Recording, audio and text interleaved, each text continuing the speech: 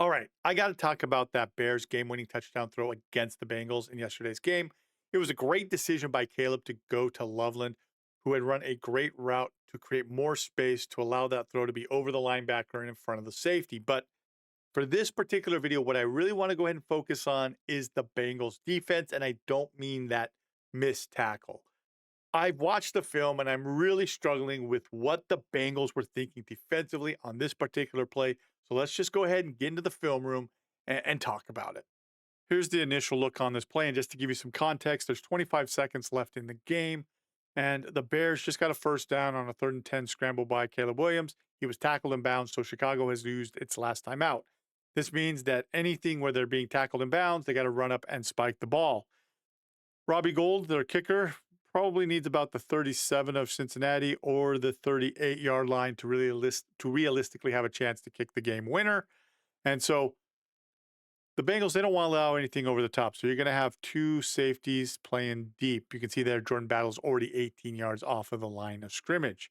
As I run the play forward a little bit, you're going to see that the corners, they're actually going to play outside leverage. They're going to drop into coverage and they're going to play outside leverage, almost basically like they're playing cover two, but they're playing a soft cover two.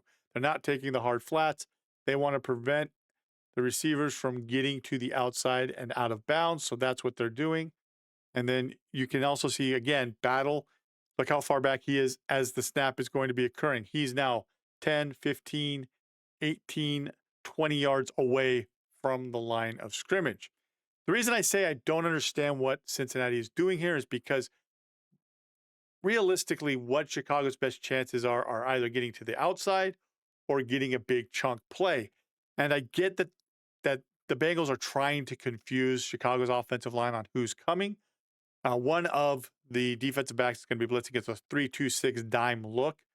But what I don't like is that Barrett Carter, and wrong color, Barrett Carter, who's right here, he is the linebacker who has to cover in the middle of the field. He's the middle dropper, and he should be looking for crossing routes, but also he should be helping with any receiver going vertical, helping to kind of cut that off if they try to bend against the too high safety look. Because one of the weaknesses of the too high safety look is the middle of the field. That's mofo, middle of the field open.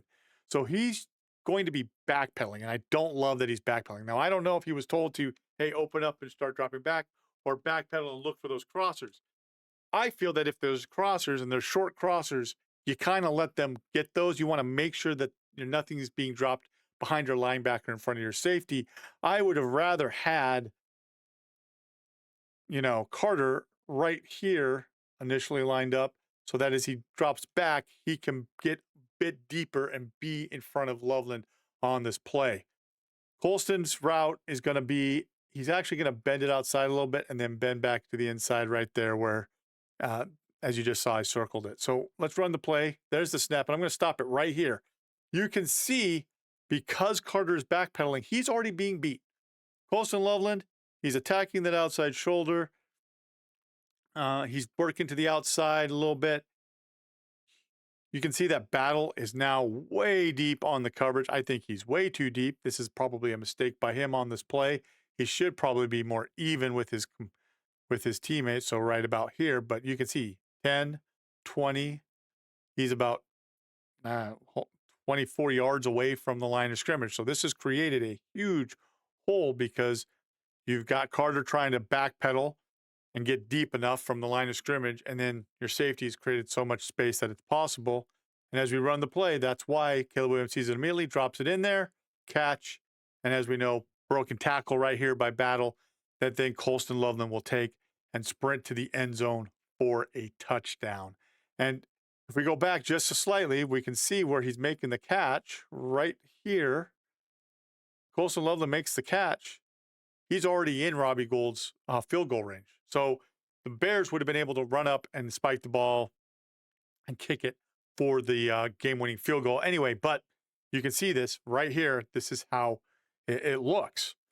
Now, if we go to the end zone view, you'll get a really good view of Loveland's route. You can see that he's going outside. Now he's going to bend inside, drops it over the top. Everybody's been raving about this throw from it. But again, you can see it right here, and I'm going to go back. right here. Out, bend inside, drop over the top because Carr's not able to get enough depth. And then broken tackle. That's a terrible tackle. You just got to wrap up and make sure that you secure it. Loveland's able to score, game winning. Bengals can't respond with a field goal of their own to try and win the game as well. So I just don't love it. I don't love what Cincinnati was doing there. I think in the situation that you've got, trying to confuse the offensive line, okay, but you're allowing yourself a real problem where a chunk play can occur, especially attacking the middle of the field with the defense that you've called. So hopefully learn a little bit something new with regards to seeing that on the film. If you enjoyed this video, let me know your thoughts down below. Make sure to leave a like. Make sure to hype it up in the mobile app. If you enjoy breakdown videos like this, make sure to check out the one on the end screen. You guys have a good one. I do want to recognize the members of this channel at the booster level and above for their support. If you wish to have your name in a video just like this, make sure to check out the join link in the description below. Here on the end screen, you can see that there's another recommended video. Make sure to click that and watch it. Also, make sure to subscribe so that you don't miss out on any future breakdown videos. I hope you have a great rest of the day.